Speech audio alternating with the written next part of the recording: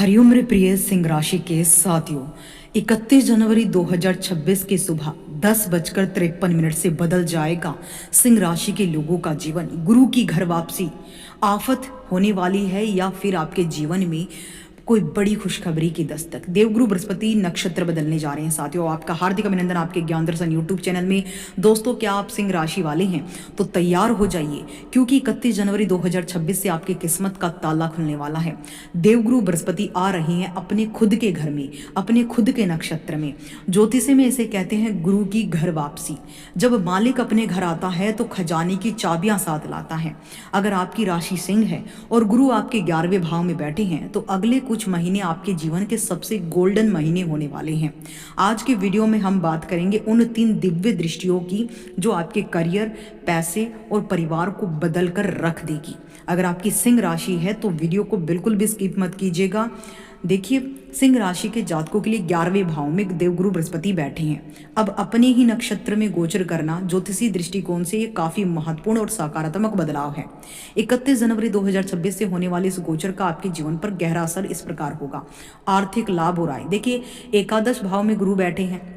शास्त्रों में लिखा है एकादश भाव गुरु गोचरे धन वृद्धि, लाभ वृद्धि, इच्छा पूर्ति, दाय का। आर्थिक लाभ और आय, यानी 11वां भाव लाभ का स्थान है, आय का है, इच्छा का है। गुरु का यहाँ अपने ही नक्षत्र में होना धन आगमन के नए साधन खोल सकता है। अगर आपका पैसा कहीं अटका हुआ था तो उसके मिलने की संभावना बढ़ जाएंगी। व्यापार में गजब का मुनाफा होगा। निवेश से अच्छे रिटर्न आपको मिल सकते हैं। करियर और प्रमोशन, नौकरी पेशा लोगों के लिए समय शानदार रह सकता है। आपके काम की खूब सराहना होगी। उच्च अधिकारियों का सहयोग आपको मिलेगा। प्रमोशन या सैलरी बढ़ने की प्रबल संभावनाएं आपकी लाइफ में बनेंगी।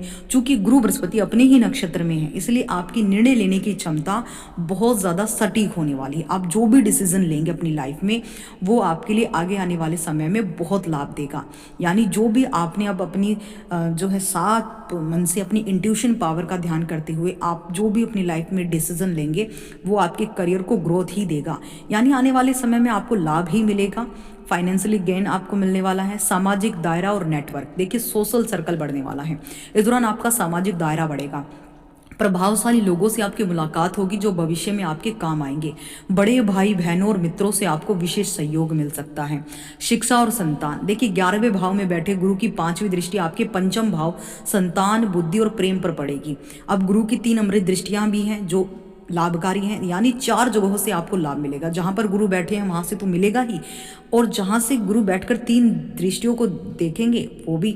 छात्रों के लिए समय पढ़ाई में एकाग्रता बढ़ाने वाला होगा। प्रतियोगी परीक्षाओं में सफलता, संतान सुख की प्राप्ति, संतान की उन्नति, इच्छाओं की पूर्ति। 11वां भाव काम का, इच्छाओं की पूर्ति का भी होता है। गुरु की कृपा से आपकी लंबे समय से रुकी कोई बड़ी इच्छा इस समय पूरी हो सकती है, जिससे आपका आत्मविश्वास चरम सीमा पर होगा। देखिए, सिंह राशि के लोगों के लिए गुरु की ये चाल बहुत ही शुभ रहने वाली है। लेकिन अशुभ कैसे हो सकती है? अगर आप अनैतिक कार्य करते हैं, मांस मदिरा का सेवन करते हैं, आप जो है आपका चरित्र साफ नहीं है, आप धार्मिक प्रवृत्ति के नहीं है, तो गुरु यहाँ पर आपको उसके अपोजिट रिजल्ट देना शुरू कर देंगे। आपको ओवर कॉन्फिडेंस होने से बचना चाहिए। 11वें भाव का गुरु कभी कभी व्यक्ति को आलसी या अहंकारी बना देता है, जिससे लाभ कम हो सकता है। अगर आप चाहते हैं कि गुरु आपको वरदान दे, विशेषकर आर्थिक करियर में लाभ दें, तो आपको धार्मिक प्रवृत्ति बनानी होगी। मन को शुद्ध करना होगा। मांस मदिरा से को उसकी दूरी बनाकर रखनी होगी। तो बृहस्पति 11वें भाव में है, और अब बृहस्पति की 3 दिव्य दृष्टियां 5वीं, 7वीं और 9वीं दृष्टि होती हैं। ये अमृत दृष्टियां कहती हैं, अमृत के समान फल देती हैं।